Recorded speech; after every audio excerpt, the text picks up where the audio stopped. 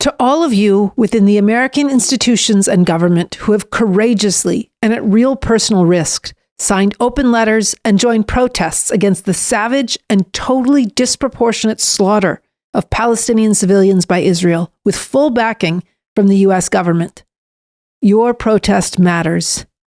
Given the U.S. role in backing Israel, people in the U.S. have a special responsibility to call out the crimes of our own government. And many of you have expressed agony about being complicit in a genocide. Your protest against this contributes to the resistance that needs to spread into every corner of society, demanding stop the U.S.-backed Israeli genocidal war against Palestine, not in our name. At the same time, your righteous outrage against this war crime needs to go further, and it needs to go deeper to the real causes. You've been told your whole life that America is a force for good in the world. Yes, it may be flawed, but we can make it better. But is that true? Or is it a lie? A lie whose thin veneer is being shredded with every U.S. bomb dropped on Palestinian homes and schools and every Palestinian baby blown to bits. The U.S.-backed apartheid and slaughter of Palestinian people is not an anomaly to America's nature. It is a concentration of that nature. America sits atop a global system of capitalism imperialism, a system of brutal exploitation and oppression. And no, that's not rhetoric. It's a scientific description. Capitalism is a system whose oppressive division of labor today is international. This means networks of brutal exploitation of people, including over 160 million children, slaving away in sweatshops, mines, and farmlands of the Third World, all serving and benefiting the needs of the imperialist countries, with the U.S. clawing to stay on top while threatening all-out ecocide.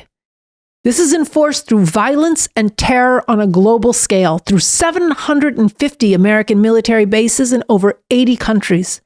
And in jockeying for global control, Israel plays an essential role as a heavily armed bastion of support for U.S. imperial interests in the strategic region of the Middle East.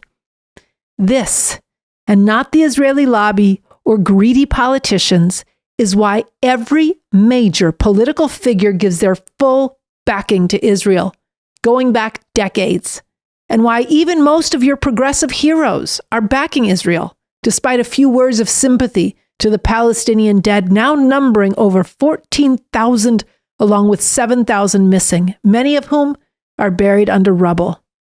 And this is why there's no way to change this from within. This system's mouthpieces, the politicians, the pundits, the media, they cover all this over with the lie that America's bringing freedom and democracy. And they rely on people being too comfortable with the spoils of empire, too worried about their student loans, to seriously examine what this actually rests on.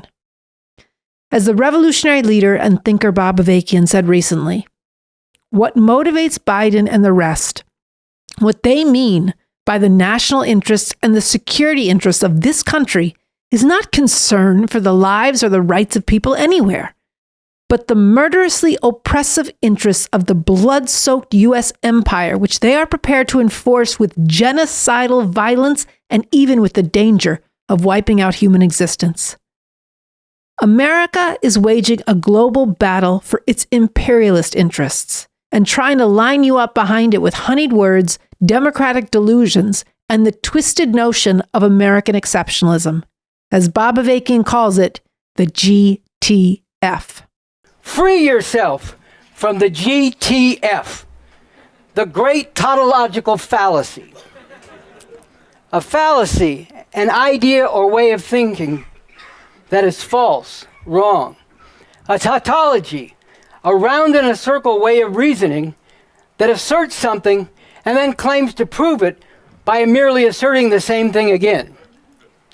So the great tautological fallacy to which I am referring is the notion that America is a force for good in the world, and therefore whatever it does is good, or at least done with good intentions, even if the same thing, when done by other forces, especially by forces opposed to us, is bad, is evil, Because America is a force for good in the world.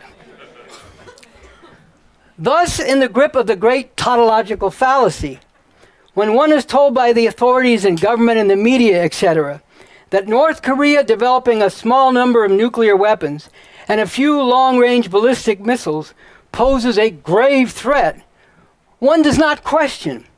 One does not ask why that is a grave threat, while the only country ever to use nuclear weapons, the United States, having thousands of nuclear weapons and the capability to use them anywhere in the world, is somehow not a grave threat.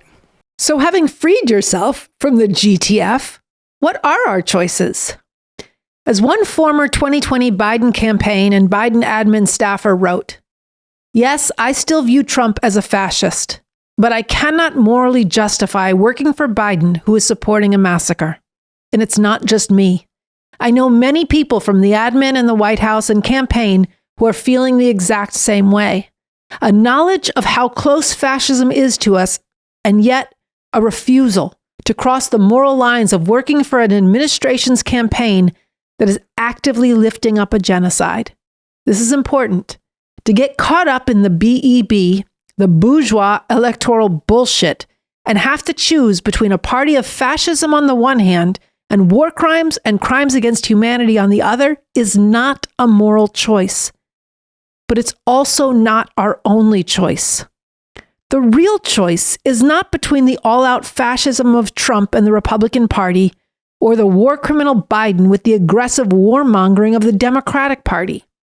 The real choice is between this system and the revolution that's needed to overthrow this system. The declaration from the RevComs, we need and we demand a whole new way to live, a fundamentally different system, brings to life that a whole different way of living is possible, a whole different way to organize society with a radically different economic foundation and political system, emancipating relations among people and an uplifting culture. All of this oriented to meeting the basic needs and fulfilling the highest interests of the masses of people. With the urgency the situation requires, we declare and demand the existing capitalist imperialist system and institutions of government in this country must be abolished and dismantled and replaced by a new socialist system based on the Constitution for the new socialist republic in North America. The revolution to bring this society into being is not just necessary, it is possible. And we are at a time when this revolution, even in this powerful country, has become more possible.